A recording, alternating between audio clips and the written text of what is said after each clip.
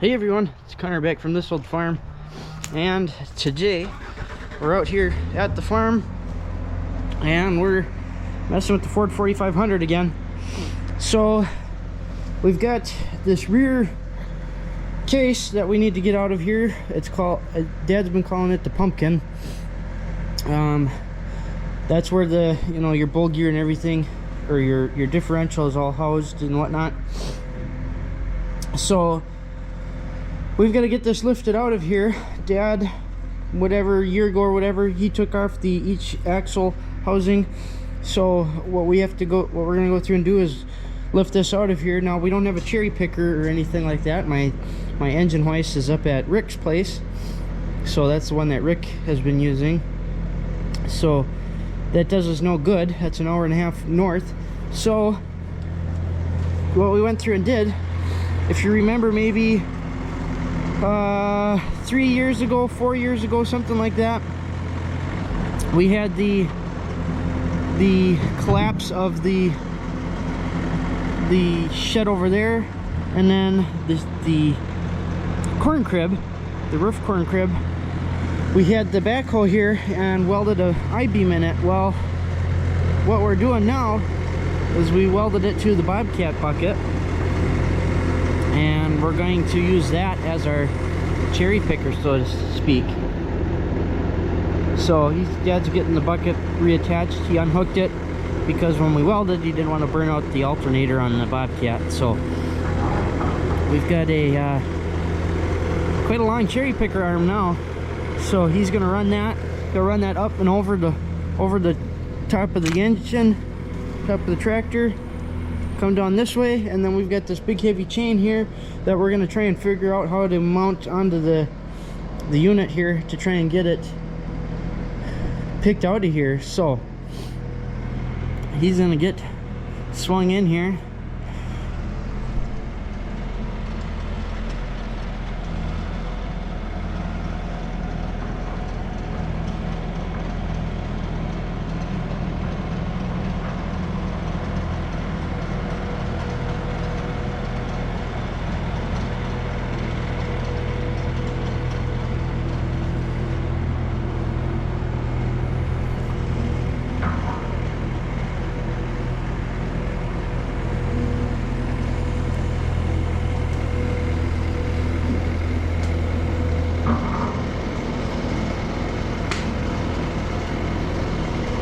I can't hardly see myself. That should be good, I think. I think that's good.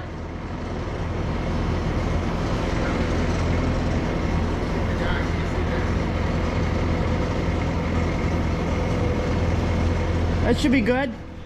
Well, I wanted to film getting that out of there, but kind of between just trying to get it done and messing about with trying to find bolts and stuff to attach the chain to the rear housing, got lifted out of here. So we got it out. It's sitting over here on a piece of plastic. Eventually we're gonna have to go through and pull the clutch shaft and the brake pedals out.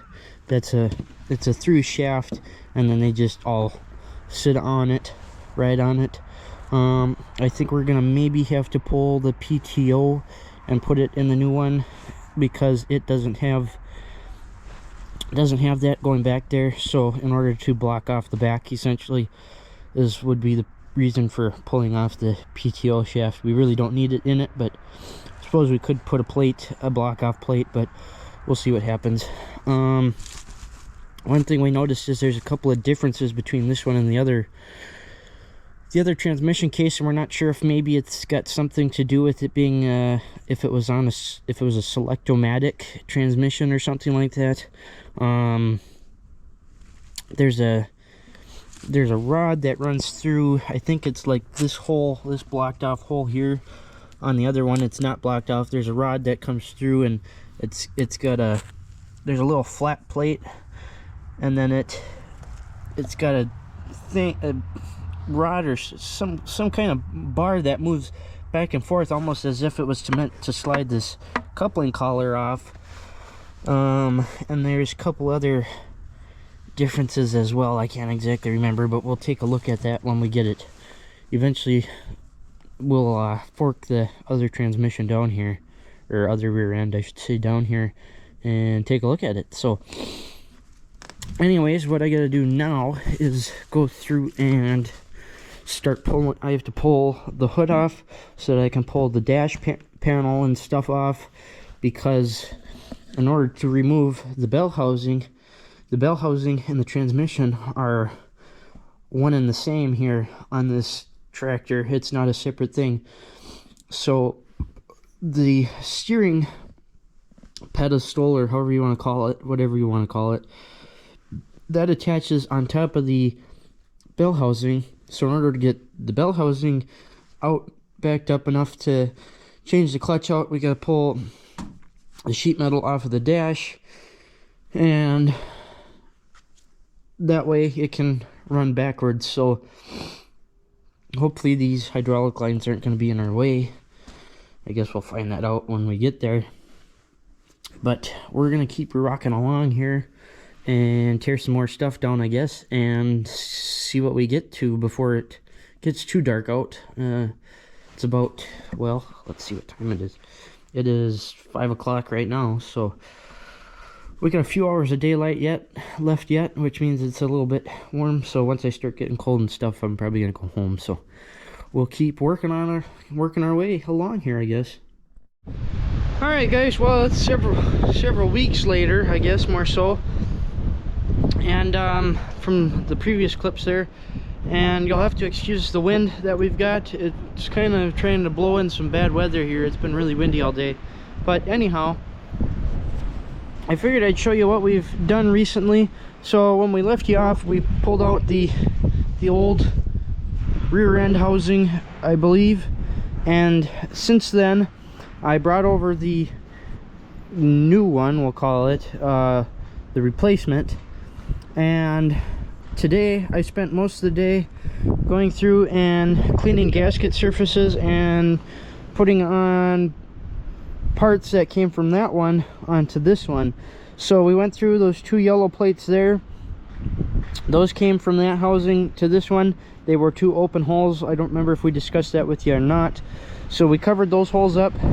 We went through and put new seals for the brake cross shaft, put new seals on there, and then put the cross shaft in and got that all kind of hooked up. The only thing that's not hooked up is, well, the clutch, of course, because it can't get hooked up until it's in the tractor, and the right hand brake, because I don't know where the pin is for that yet, so I gotta take some time and look for that. The other thing we did is we pulled the PTO shaft from this housing and put it in this one. The only thing we didn't do with the PTO shaft is we didn't pull the engagement lever, as well as the front collar. That is your kind of your engagement collar, I guess, so to speak. That slides on the PTO shaft. There's internal splines on the inside of this side that engage with the actual shaft, and then there's the external splines on the other side, you can maybe see, that engage with the part on the tractor that comes from the transmission. I'm not putting that in because we are not using the PTO on this tractor ever anyways. We will never pull the backhoe off of it to make it a tractor.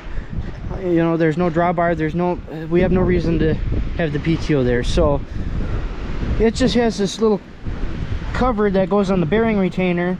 So we put the shaft in and the bearing retainer and everything, being that that's kind of what makes that blocked off, being that we don't have a block off plate. So in an ideal world we'd have the block off plate, but we don't, so we're running with that. The only thing is that on the front side the shaft is a little sloppy, and I don't think that's going to be a super big issue, because it's got this pilot bearing, I'm going to call it. It's not really a pilot bearing, of course, but it's got this bushing on the inside of the shaft, which engages with the little nub. I don't know if you'll be able to see that. There's a little nub. You can see its shadow right there. This is where that engagement collar sleeve engages into. Well, that shaft will go on this little nub, and it should support the front of it just fine, I would think. So that's how we're going to run with that. So we're pretty much ready to the point where we can hoist that up and bring it in here and set it on the tractor.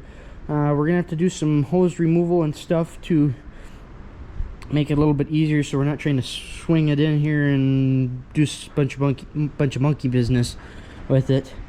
So we do have to, Dad wants us to replace the 2 hoses on either side of this cross tube here for the hydraulics. I'm not exactly sure what the heck the point of that was, but anyways, that was Ford's goofy design. So he wants us to replace those 2 connecting hoses on either side because they're pretty well dry rotted. So that's going to be probably start looking at this side of the machine next. Today's Sunday, so that'll be like next weekend. And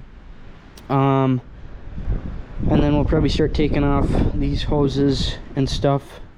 I'm not sure. I think we kind of discussed about replacing this one because it's starting to bust off the outer casing, so we have to replace that one at some point. With that blue hose down there, we have to replace because that goes between the 2 hydraulic cylinders. It's not the right hose to begin with. It's just something that Dad threw on there for the time being. So that's kind of where we're at right now. I'm sorry I haven't gotten a lot of footage for you guys. It's just been kind of one of those projects where I just kind of want to get it done because I don't necessarily enjoy it. It's just something that I'm doing. So another thing, at some point in time we have to go through and replace 2, I believe it is. I think that's the only, yeah, there's this one here and this one down here. We have to go through and replace them because they're, well, as you can see, that one's mucked up and so is that one. So what we're probably going to end up doing is just pressing those 2 out and rob some off of either that axle or from the axle that's still in the axle housing over in that one or the other. It's kind of a horse apiece, and just swap out good used ones into here. It's kind of my thought, and probably end up getting like a oh, what the heck do you call it now? I gotta remember the name. It's a special ball joint press. Get a ball joint press that'll press those 2 out, and then we can press 2 out of the old hub and then press them into these. So that's kind of the plan going forward, kind of where we're looking at. Like I was saying, sorry I haven't gotten a lot of footage for you guys. It's just one of those things I'm trying to get done, trying to get the thing back into operational status.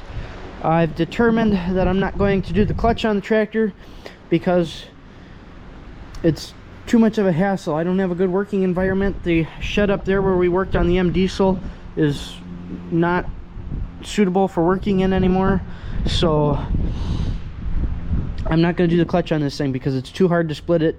There's no good work. That was our good place to split, and now we don't have that anymore. So that's where we're at. We're not putting a clutch in it. We're putting the rear end. We're getting the backhoe attached again or whatever. That's probably going to be part of Dad needing to be there for that. That's going to be part of his problem. And then we're going to go, and then we're calling it quits on this thing. That's where it stays. Some news, some updates as far as my end of the deal, life thing. I talked last video, the farm update video, that I'm looking at a trailer. I have put some money down on one. It arrives April 1st, they were thinking. So sometime in April we're getting a trailer. It's a PJ. Hopefully I've heard good and bad on PJs, but that kind of seems to be anything nowadays. Is good. People have good and bad things to say about everything. So it's a PJ. It's a 20-foot long, 18 flat deck with 2-foot dove, fold up ramps, yada yada. We'll show you guys when we get the trailer, of course. So eventually it's 10,000 pound, so that my little F-150 here can handle it. I'd rather have a 14,000 pound that'd be more capable of handling my tractors, but 10,000 is what is best suited to this truck here, so that's what we went with. So we'll have a nice usable trailer that we don't have to worry about borrowing anybody else's.